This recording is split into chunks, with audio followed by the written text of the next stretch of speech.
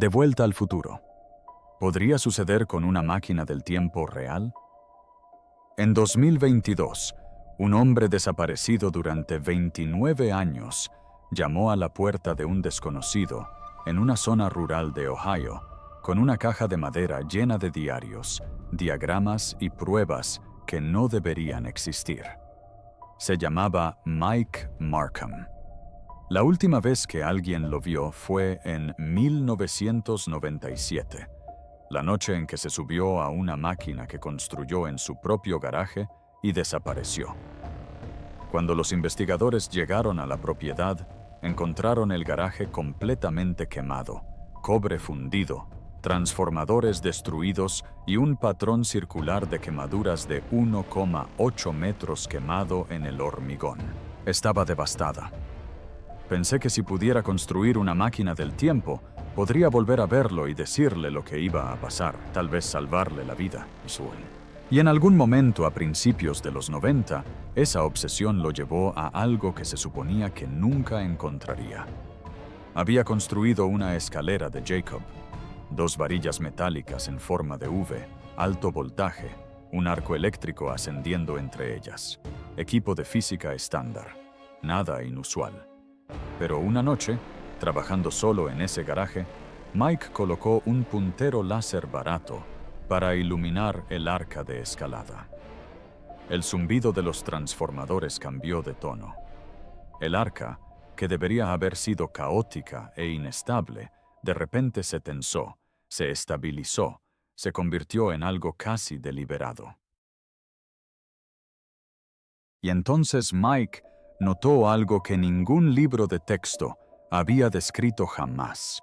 Una arandela de acero colocada en el banco de trabajo cerca del arca titiló. No se movió por la vibración, ni fue golpeada por el flujo de aire.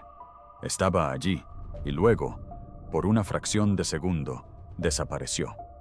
Luego regresó. Se quedó paralizado. Lo intentó de nuevo. Tornillos, monedas, pequeños objetos metálicos colocados entre las varillas, y a veces, por solo un instante, desaparecían. Ningún sonido, ningún movimiento, solo una breve e imposible ausencia. Un agujero en la realidad donde antes había un objeto sólido. Y entonces el objeto volvió exactamente donde había estado, como si nada hubiera pasado, excepto que el aire del garaje olía más fuerte. Ozono. Y algo más que Mike no pudo identificar. Algo que le puso los pelos de punta. Ese fue el momento en que la vida de Mike Markham se partió en 2. Todo lo anterior y todo lo posterior. Pero ahí está el truco. No tenía ni idea de lo que había encontrado. Solo sabía que era real. Y necesitaba que alguien le dijera que no estaba perdiendo la cabeza. En enero de 1995, Mike cogió el teléfono y llamó a Coast to Coast AM, el legendario programa de radio nocturno presentado por Art Bell, un hombre que había escuchado todo tipo de afirmaciones imposibles de todo tipo de personas durante años. Mike estaba nervioso, con dificultades para encontrar las palabras. Le contó a Art que había construido un dispositivo en su garaje que podía hacer que los objetos desaparecieran de la realidad por fracciones de segundo y luego reaparecieran sin cambios. Art se acercó. ¿Cómo sabes que el objeto desaparece? ¿Podría ser solo una ilusión óptica del arca? La respuesta de Mike hizo que Art se callara. Sé que desaparece porque lo presiento, dijo Mike. Cuando el campo está bien, todo en el garaje se siente mal. El aire parece contener la respiración. Y no soy el único que lo nota. Mi perro ya no se acerca al garaje. Los pájaros ya no se posan en el techo. Hay algo en ese campo que hace que los seres vivos quieran estar en otro lugar. Aire muerto. Una pausa. Entonces Art dijo con cuidado. Mike, quiero que lo documentes todo. Traigan testigos, graben un video y llámenme. Si eres de los que ven historias como esta, suscríbete ahora mismo porque lo que Mike hizo después lo cambió todo. Y esta historia está lejos de terminar. Durante el año siguiente, los experimentos de Mike se intensificaron peligrosamente. No se conformaba con hacer parpadear los objetos.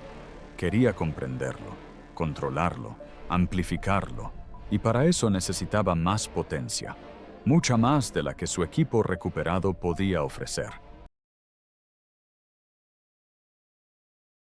En el verano de 1995, robó 6 transformadores industriales de una subestación eléctrica rural y los conectó a su garaje. Al encender el sistema, consumió tanta energía que provocó una caída de tensión en varias propiedades vecinas. Las luces parpadearon a lo largo de 400 metros. Los investigadores de la compañía eléctrica rastrearon la sobretensión hasta el garaje de Mike.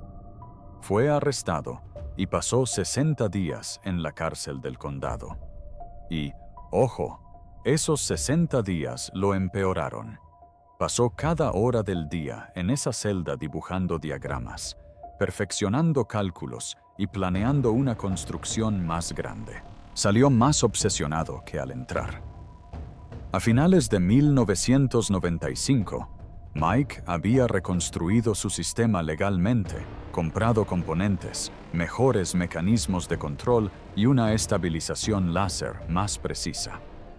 Y cuando volvió a llamar a Art Bell, Art notó algo de inmediato. La voz de Mike había cambiado, más oscura, más rápida, casi desesperada.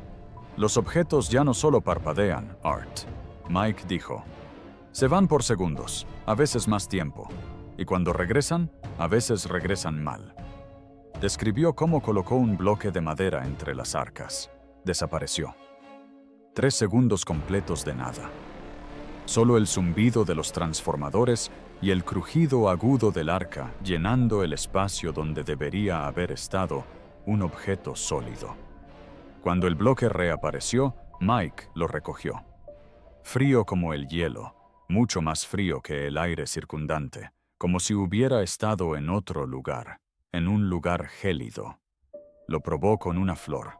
Desapareció y regresó marchita y seca, como si hubieran pasado días en lugar de segundos. Y entonces Mike dijo algo que hizo que Art Bell se detuviera en seco. Había probado con un ratón. Lo había puesto entre los arcos. El ratón desapareció durante 5 segundos. Cuando reapareció, estaba vivo, pero se equivocaba. Daba vueltas, se estrellaba contra las paredes de su jaula, rechazaba la comida y el agua. Murió 2 días después.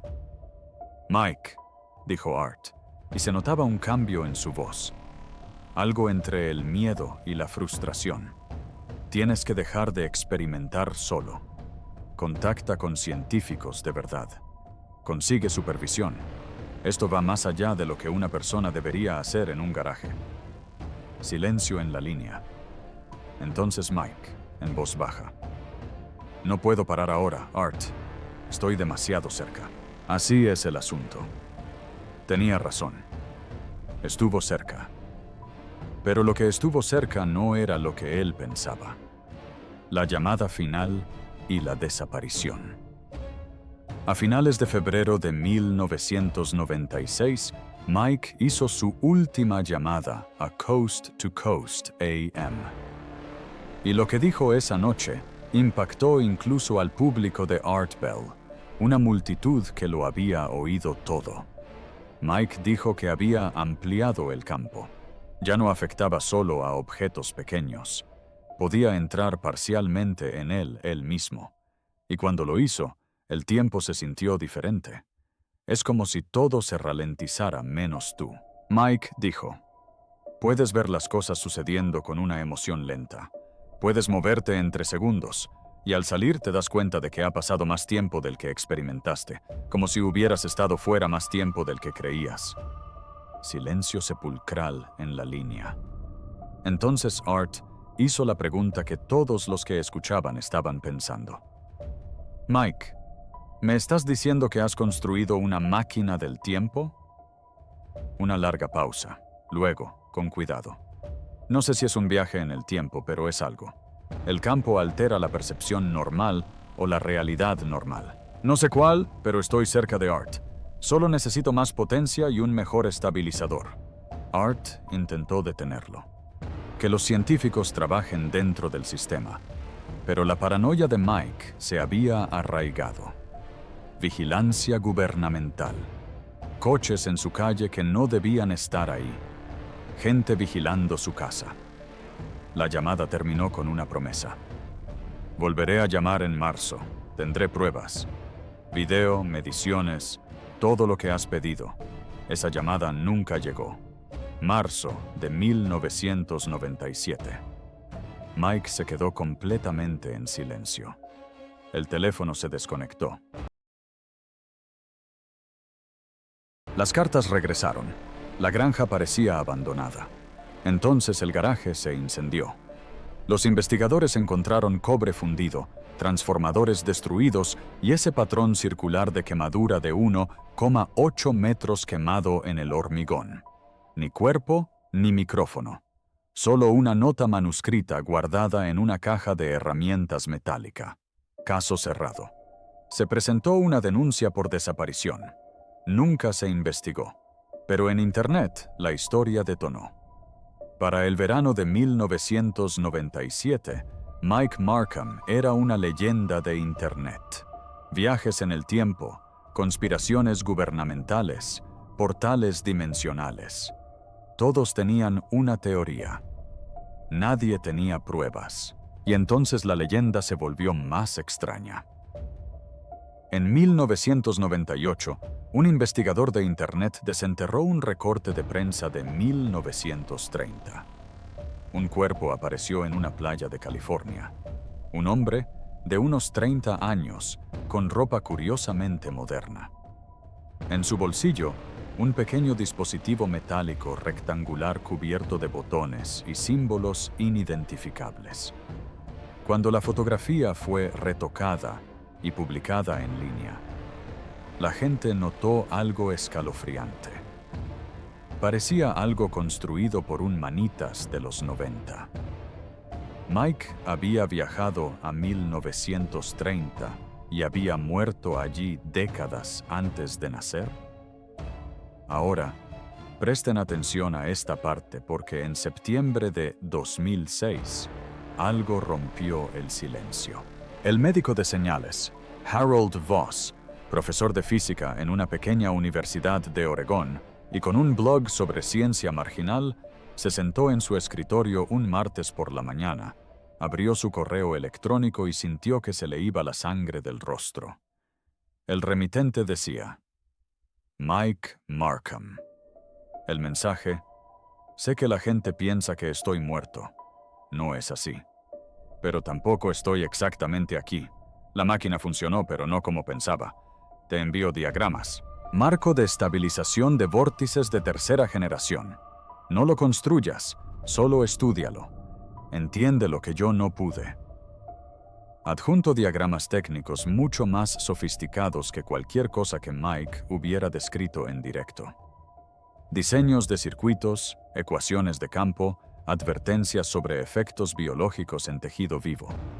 El Dr. Voss leyó el correo electrónico 3 veces. Le temblaban las manos al segundo.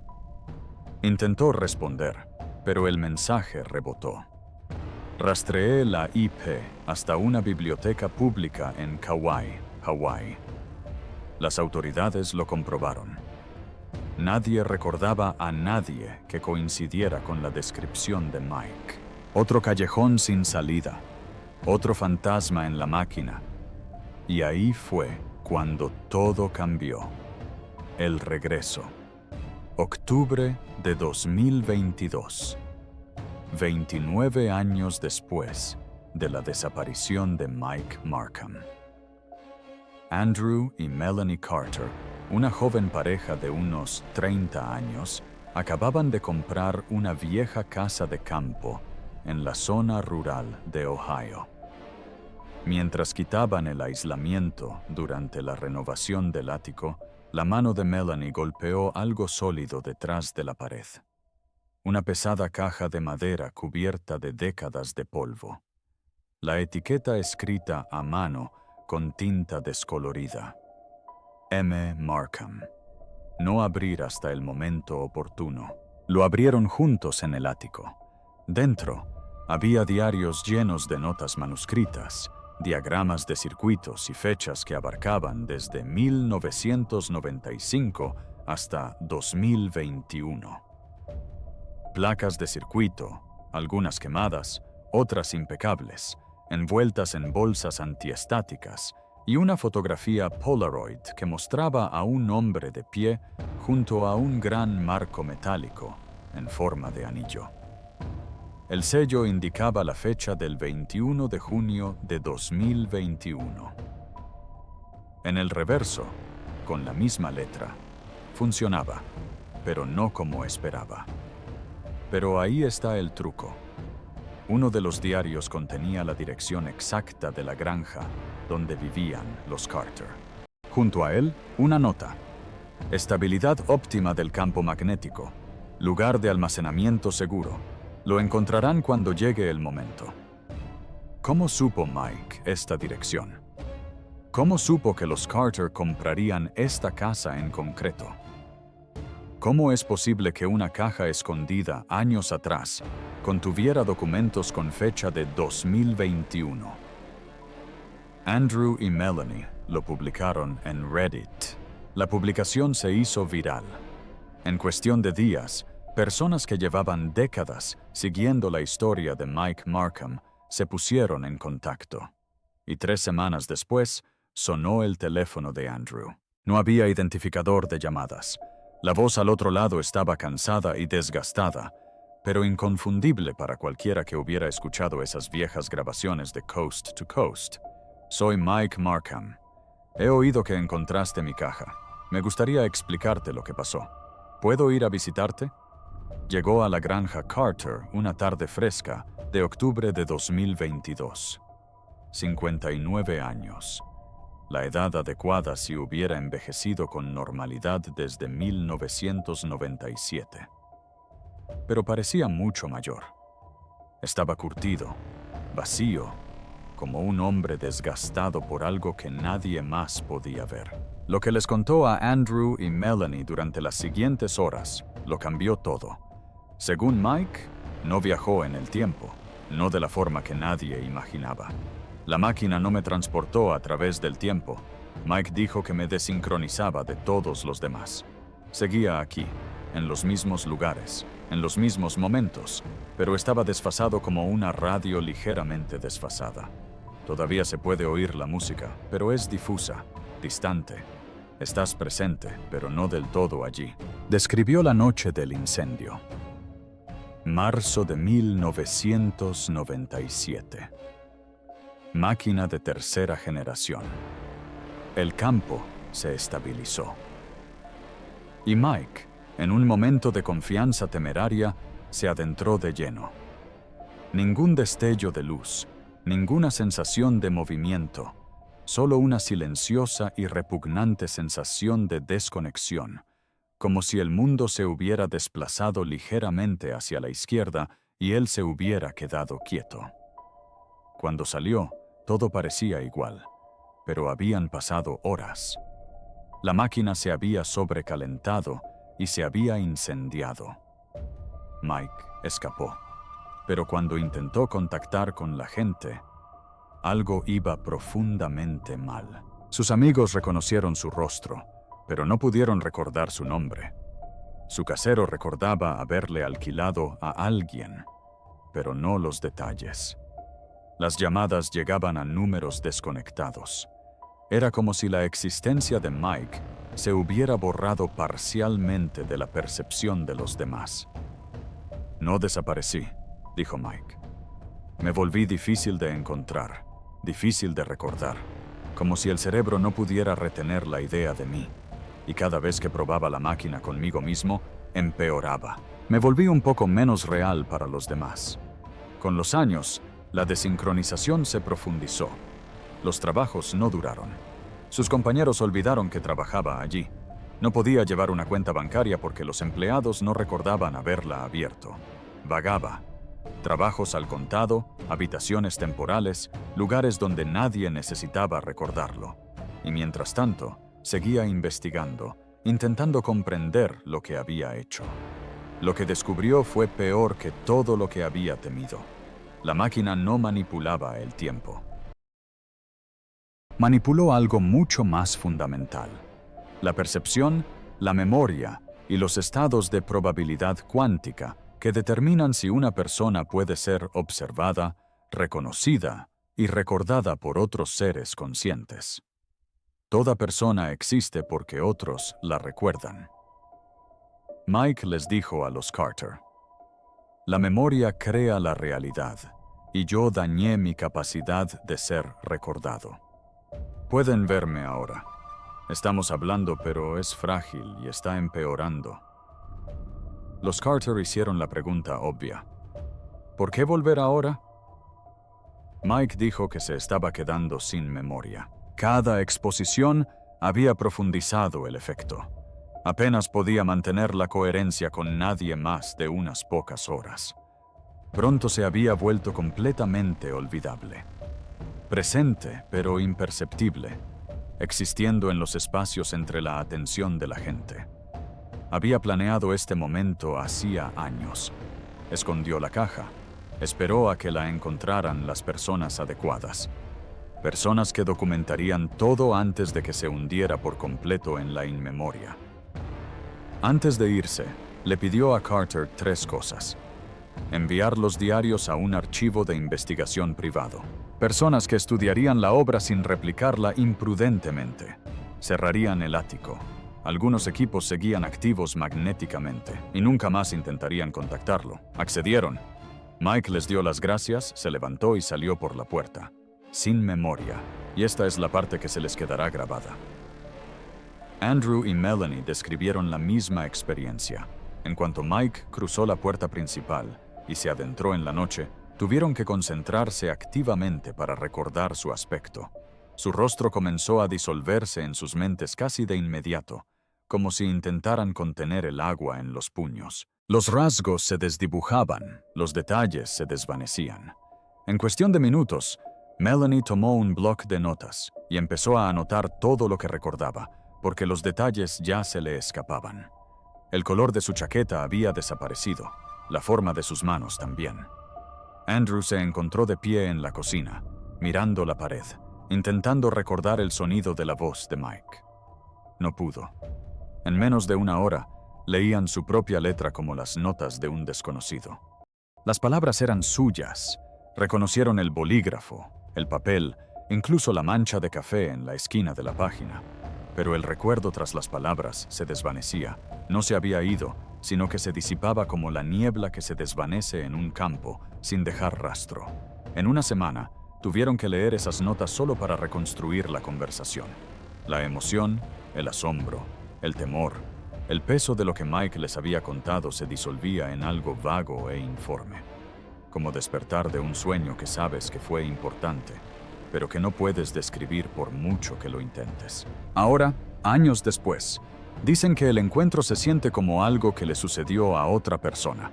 Una película que casi recuerdan haber visto a altas horas de la noche. Saben que fue real porque los diarios están ahí. La Polaroid está ahí. Sus propias notas manuscritas están ahí. Pero el recuerdo vivo de estar sentados frente a Mike Markham, escuchar su voz, ver su rostro, casi ha desaparecido por completo. Así es la falta de memoria. No olvidar algo peor. El lento y silencioso borrado de la presencia de alguien de tu mente, mientras la evidencia de su existencia se encuentra justo frente a ti. Si sigues aquí, suscríbete porque las historias de este canal no solo te cuentan lo que sucedió, te muestran lo que nunca debería haber sido posible. El caso de Mike Markham nos plantea una pregunta que no tiene nada que ver con las máquinas del tiempo. Es más simple que eso y mucho más aterrador. ¿Qué sucede cuando aquello que te hace real para los demás, su capacidad de percibirte, recordarte, retenerte en sus mentes, se rompe? La respuesta de Mike: no desapareces, no mueres, simplemente te vuelves inamovible. Un rostro indescriptible, un nombre que se te escapa, una presencia que se disuelve en cuanto sales de la habitación. Un fantasma de carne y hueso, acechando un mundo que simplemente ha dejado de notar tu existencia. Los Carter cumplieron su promesa. Enviaron los diarios. El ático fue cerrado con llave. Desde entonces, avistamientos ocasionales sin verificar. Alguien que coincidía con la descripción de Mike hacía preguntas extrañas en los departamentos de física de la universidad. Un hombre en una conferencia que se presentó como Mike Markham, pero al que nadie recordaba después. Informes de refugios sobre un hombre con profundos conocimientos técnicos que nunca se quedaba lo suficiente como para que alguien supiera su nombre. Rastros, ecos, cada avistamiento un poco más difuso que el anterior. Cada testigo un poco menos seguro de haber visto a alguien. La huella difusa de un hombre que se hunde aún más en la memoria. En algún lugar, Mike Markham sigue ahí fuera, caminando por un mundo que apenas puede verlo, aún respirando, aún moviéndose, aún intentando ser recordado antes de que el último hilo se rompa y se pierda en las grietas de la realidad para siempre. Vivo, presente y olvidado de forma irreversible. La máquina funcionó, pero no como cualquiera, no como se esperaba. Y el precio fue un destino peor que la muerte. Mike Markham encontró la manera de romper la realidad, y la realidad lo destrozó.